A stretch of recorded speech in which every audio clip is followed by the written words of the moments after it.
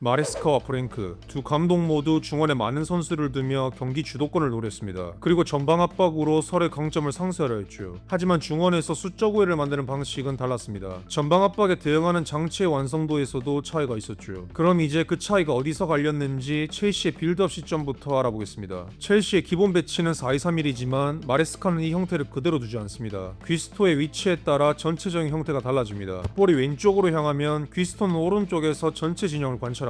적절한 타이밍에 올라가 중앙 박스를 만들어냅니다. 이로써 점유 주도권을 유지하면서 순간적으로 전방에 5명을 배치할 수 있게 되죠. 그래서 첼시는 경기 중 대부분을 마레스카가 선호하는 3-2-4-1 형태로 운영했습니다. 이에 토트넘은 4-3-3 블록으로 대응합니다. 이는 첼시의 후방 5명과 자연스럽게 1대1 매칭이 가능해 압박에 용이한 구조입니다. 즉 중원에서 숫자가 부족한 부분을 전방 압박으로 상쇄하려는 의도였죠. 하지만 여기서 주목해야 할 점이 있습니다. 3-2-4-1과 4-3-3이 맞붙을 때 피벗이 1대2의 수적 열세에 놓인다는 점입니다. 게다가 10번 역할의 두 선수는 하프 공간에 위치하기 때문에 중앙의 피벗이 그들을 동시에 커버하기 어렵습니다. 특히 상대가 중앙에서 볼을 배급할 때 누가에게 패스가 갈지 읽기 힘든 상황이 발생합니다. 따라서 이를 막기 위한 장치가 필요합니다. 그 해법은 공격수가 유도하는 방향에 피벗을 위치시키는 것이었죠. 이를 위해 단계적인 접근이 필요합니다. 먼저 미드필더들이 상대 피벗을 강하게 마크해 돌아서지 못하도록 합니다. 그 다음 공격수는 한쪽 측면을 차단하며 상대를 압박합니다.